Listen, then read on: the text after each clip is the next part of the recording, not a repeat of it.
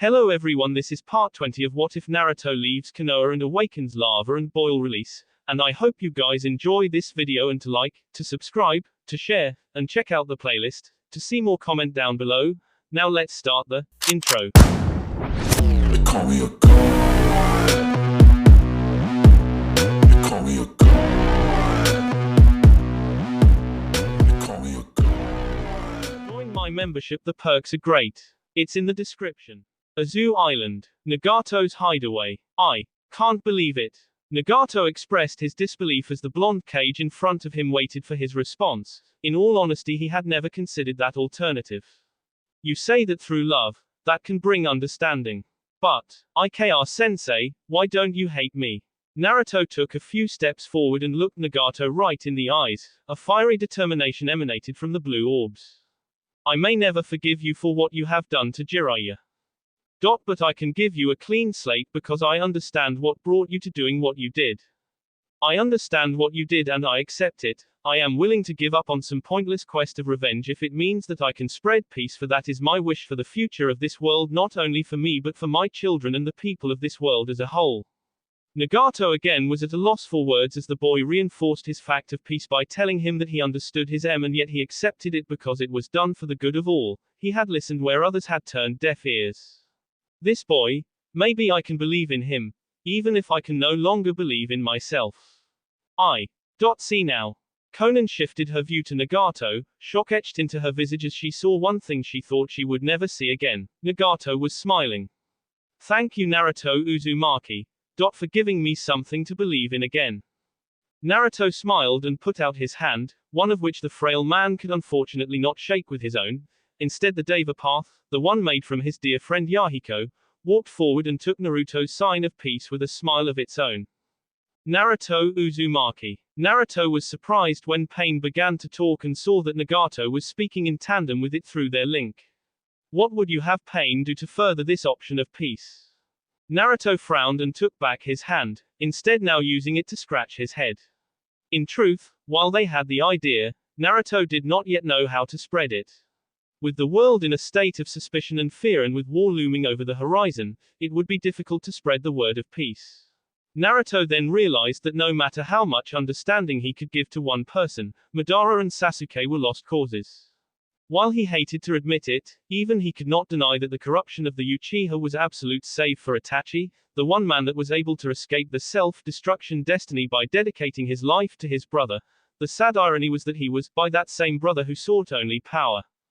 I hate to sound contradictory Nagato, but I'm afraid we might not be able to spare Madara or Sasuke. Both have allowed themselves to go too far and have allowed evil to swallow their hearts and minds. I fear that only an intervention by death itself could bring them down from their pedestals. The man with the ringed eyes pondered this, nodding to himself as he had also observed both of their actions as going too far. We must bring an end to them, but even with my Rinnegan, I am no match for Madara Uchiha. He has admitted to me himself that he has lost much power from his glory days, however, his skill is not one to be underestimated.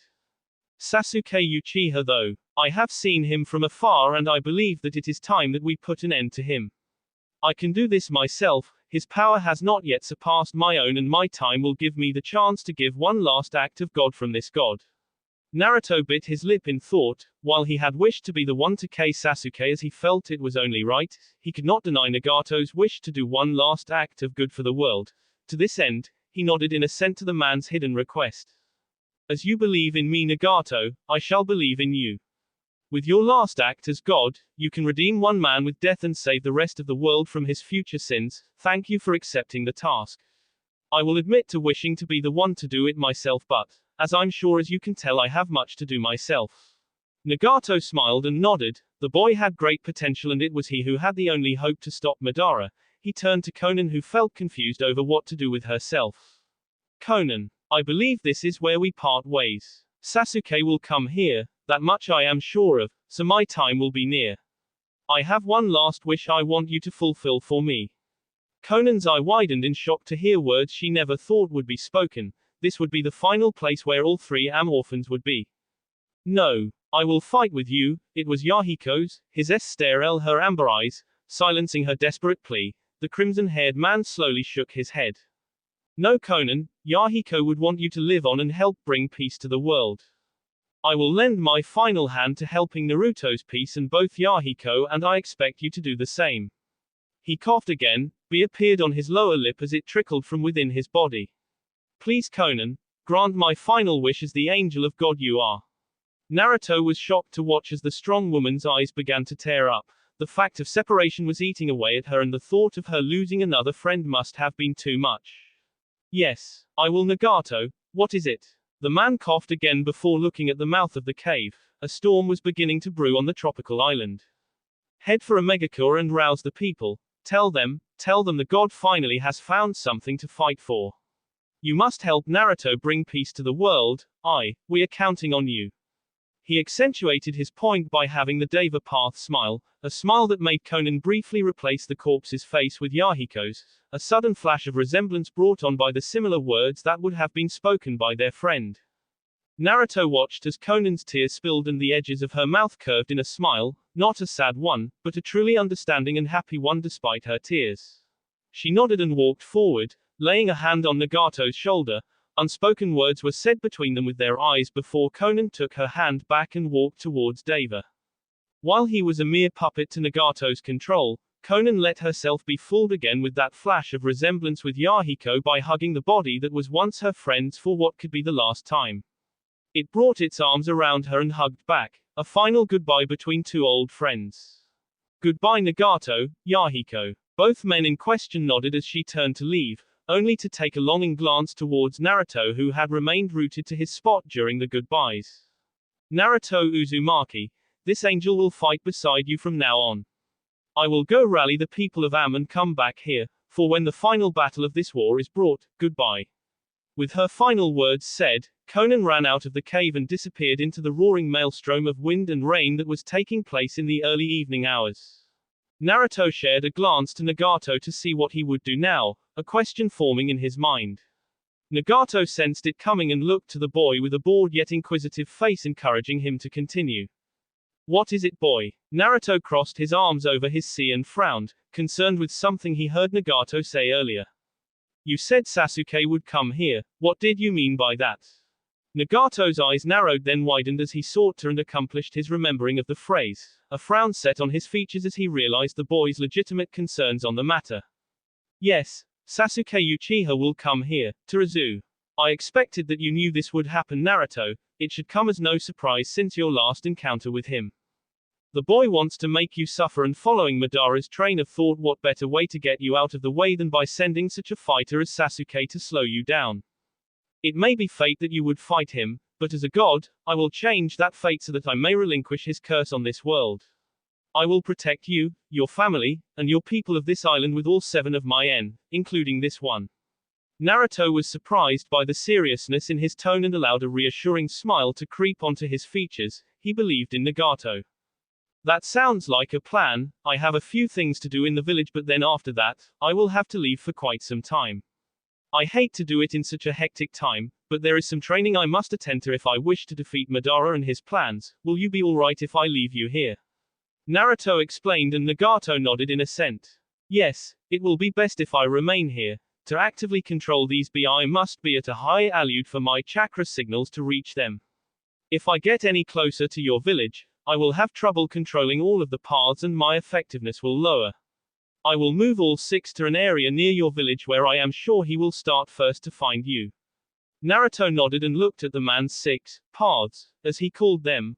All were staring at him with the same eyes and it frightened him a bit. Seeing the familiar and unsettling view of the Akatsuki robes, Naruto realized his next question. Quote, is something the matter, Naruto-sama? Naruto heard the toneless female pain speak and looked at her, specifically her face and shook his head. No. I was just thinking that if you wanted to I could supply you with vests to put on over your torsos. Just for, like from protection against the elements. Naruto stuttered out, making the last part form as a question when he realized they were just with no feelings. But we have no feeling, we require no clothing. We only wear robes and our other clothing for modesty. But if you wish to supply us with flak vests we can use them as a deterrent during our future battle. The Deva Path noted, and Naruto silently thanked Nagato for agreeing with him before he took out a scroll from the pocket of his own flak vest and used it to reveal 5 crimson vests of Azu. You were right to only give us 5, the Asura Path would not be able to wear one due to his weaponry.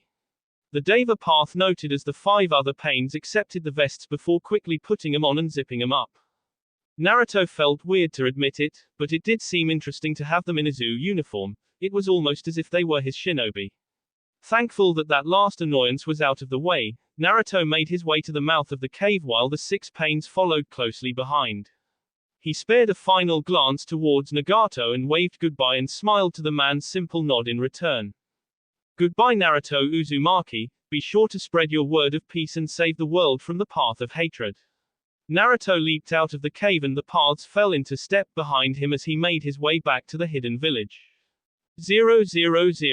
Yomasha watched as Naruto left the cave with the pains, all standing and intact, without any fuss at all. He smiled with the other primates as they knew their trust in Naruto was well placed and he had won the battle with Akatsuki, whether it was through fists or words. Without words, the monkeys followed Naruto back through the forest to his home so that they could collect him for the training. It could be delayed no longer, Naruto's lava training would have to begin now. 000. Azugakure, Uzumaki Compound, Azukage's inner estate. Mei sat on the porch bench, Roshi in her arms, watching the rain endlessly pour in front of them.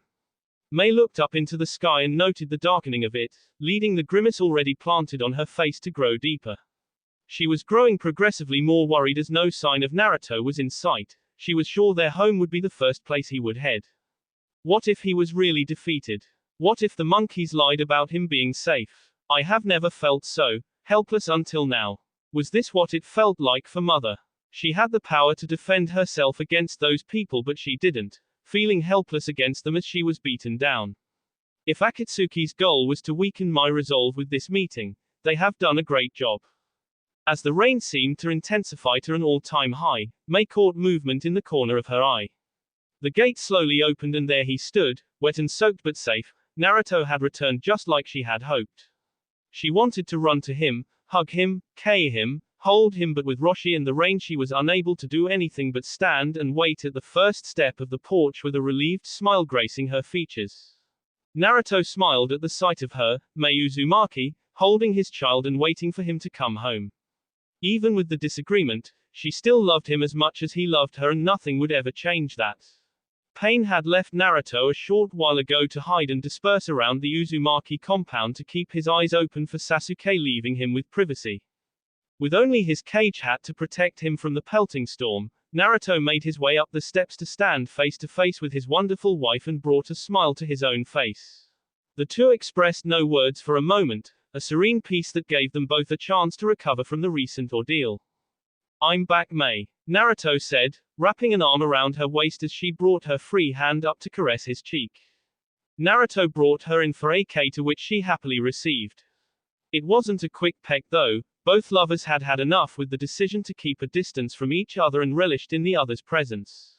The happy squeal of their baby brought them out of lip lock and into eye contact with Roshi's big blue eyes. His smile was infectious as the parents were soon smiling back down at him. Looks like Roshi is happy to see you too, Naruto, Mei noted as she led Naruto back into the house and away from the rain. Be sure to take your hat and robes off, you are soaking wet, she warned him as they entered the small alcove where sandals and other accessories were deposited before entering the main home. Naruto sighed happily to hear her warm tone again, even if it was used as a scolding. He had missed it for the past few days. With all that was happening in such a short amount of time, it felt warm inside of him to know that his wife would remain a constant in his life, no matter what shortcomings would arise. As he lay his hat on the top of the coat hanger, he smiled as he knew that his duty in bringing peace would not falter as long as he had her in his heart. Mei, would you put Roshi to bed? I want to have a few words with you. Mei had walked into the family room, just a short distance away from the nook where Naruto was at the front door, and heard his order perfectly. A chill ran down her spine at the sound of it though. He surely found out by now. He is going to scold me and doesn't want Roshi in the middle of it. I suppose I had this coming.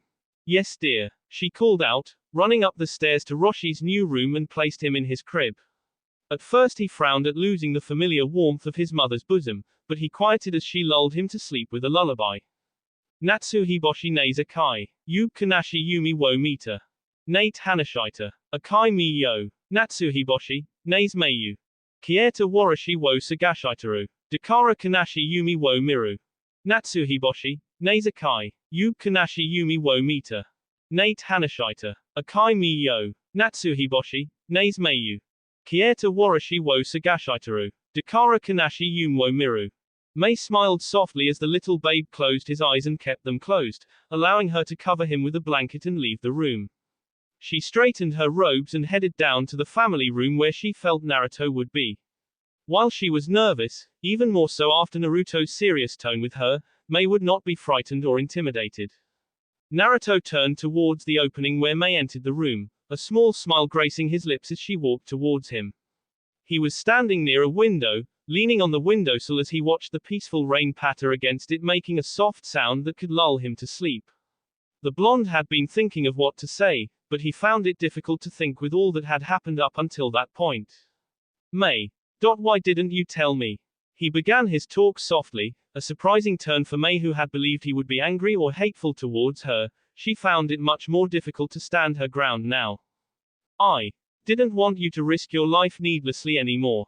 I was the Mizukage Naruto. I know better than most what it means to command an army of shinobi and have the responsibility of protecting a nation weighted on your shoulders. I thought that you were powerful enough, that you didn't need something that could. She sniffed. Naruto thought he could hear her voice catch. Could Ku.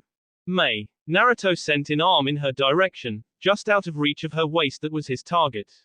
He wanted to comfort her, tell her that he would be fine, although even in his own feelings, he had doubts on the training.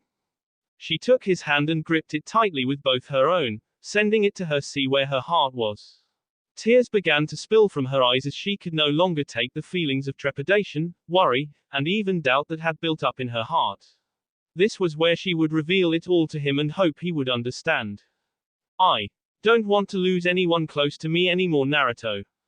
I lost my mother, my father, my clan, everything. With you, I finally was able to gain the love I had sought for so long. And she took a moment to stifle a sob. Naruto's eyes quivered as he listened and felt himself go weak at seeing her so broken up inside. With Roshi, I now have a family of my own. If you go on this training, I'll lose you too. That was enough for Naruto, and he moved to envelope Mei in a tight embrace, not wanting to let go of her, ever. You won't lose me, Mei, I promise. She looked up from where her head had been buried in his sea and opened her mouth to retort, only to have it covered with his own. Naruto felt her sadness as he tasted her salty lips stained from tears, trying his best to take away her pain. I know I can't promise that everything will be alright like I usually do, because even I can tell this will be dangerous. Really, I am probably the most insane person to even think of putting my life on the line for this, but I'm not doing it so I can gain more power. Mei quieted herself as his voice lowered to a whisper. I'm doing it to protect you. But, Naruto pecked her lips and laid a K on her forehead, silently basking in just holding her in his arms. I'm going to have to fight Madara eventually, Mei. It is going to happen. I can't stop that outcome, and neither can you. The only thing we can do is prepare ourselves for that inevitable, so that when the time comes, we can tell ourselves that we did our best and did everything in our power to win, even if we are destined to fail anyway. It is better to do something than to do nothing, and it is even worse to know of the problem and still do nothing. Do you understand why I have to do this? Mei didn't want to understand. She wanted to say no, but she nodded anyway, because the sad truth was she knew that it was he who would have to fight Madara and put an end to it all. 000. Azugakure. Uzumaki compound. Sasuke removed his blade from the gut of another bodyguard that was hiding within the grounds of the Uzumaki compound. He had arrived a short while ago and had easily gained access to the village. While he had the urge to kill anyone who got in his way, Sasuke kept his bee from rising long enough to get in range of the supposed Azukage mansion. Another guard arrived in front of him. This time they had a pitiful swirl mask that looked just like Madara's. He could feel the hate radiate off of the man as he prepared to avenge the fallen shinobi and smirked, relishing in the rain that was pelting his skin in the ess of night. With the rain, it was easy for him to K and no one would discern the screams from the rain that so gently lulled them back to sleep. He electrically charged his sword and activated his Mangekyo, preparing to destroy the man in front of him with Tsukuyomi. Before he could even begin though, the man fell to the ground in a muddy heap, unconscious.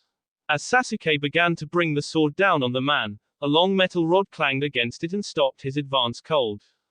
Sasuke's red and black eyes looked up into purple ringed ones, the deathly gaze set on by the one with the Rinnegan frightened Sasuke for a moment. He leaped back a bit and saw it was Pain, the Akatsuki member that Madara surmised had gone rogue. He had not been expecting him to be in a zoo of all places. Pain, what the hell are you doing? Get out of my way and go bother someone else. The Deva path remained near the man's body, stalwart and unmoving even after Sasuke's angry order. Did you hear him? The time for you to has come, boy. Your taint on this world will be vanquished by me and it will become my last gift to this world as I entrust it to the next generation. Sasuke squinted in confusion to the man's cryptic words as he saw another Pain pick up both of the men and take him off somewhere. It was not long before all six paths stood before Sasuke glaring at him. You're not making any sense. If you threaten me again, I won't hesitate to K you and destroy those eyes of yours. Pain was not fazed by the petty insult, merely allowing his final words to Sasuke flow through the air with a final tone. This god has spoken, your time has come. 000. Myobokuzen. Land of Toads. Four figures stood around a large crystal ball, one was sitting on a large cushion and had his webbed hands hovering over the ball. His old and decrepit form belied his true power. The great Toad Sage held a neutral expression on his face as the party watched Pain confront Sasuke. Quite an interesting change of events, Aogiji-sama. Fukasaku noted as he sat next to his wife Shima and the large hulking figure to the other side of him. The old Toad nodded, his wizened mind analyzing the situation in Azugakure. They had been sitting here watching the crystal ball for days, even weeks, barely eating anything at all as it would disrupt their silent vigil of the world around them. Yes, Fukasaku, that Naruto-chan is quite an interesting one. I wonder if the monkey's training will be as equal of an advantage of our sage training. Fukasaku shrugged. No human had ever completed it, so it was hard to tell. Well, the last time I saw Yomisha we both were about at equal strength even when we began to use our special training. I figure Naruto-chan has a good chance of becoming strong as long as he is in their care. Shima was sitting quietly, watching the drama unfold between Sasuke and Pain instead of bickering over useless things. I suppose with the rallying of Madara's forces and the trouble Leaf is about to be in, it is just about time we showed ourselves. Jiraiya boy. The fourth presence sitting near the crystal ball was finally acknowledged as Jiraiya, the human Toad Sage. The white-haired man smirked as he watched his previous apprentice prepare to go up against Sasuke, weighing their options. It looks like it is really about to hit the fan in Konoha. I guess I should make a good appearance with the Toads, huh? Fukasaku chuckled at Jiraiya and waggled his finger at him. Good thing for you that Tsunade-chan isn't there, or else she would K you for hiding from everyone this long. Jiraiya frowned and scratched the back of his head, meekly pointing over to the great Toad Sage. Well, it's not my fault this guy said I should stay hidden from the world so peace would come. I was just doing what he said to do. The old geezer smiled. Let's see them believe that in Konoha. Fukasaku muttered as Shima laughed and pointed at the cowering Jiraiya to give him her own jibe. Tsunade-chan will believe it, after she gives you a couple dozen hits on the head. 000. That will be all for this video. Be sure to like, subscribe, share, and comment down below for more videos. Goodbye.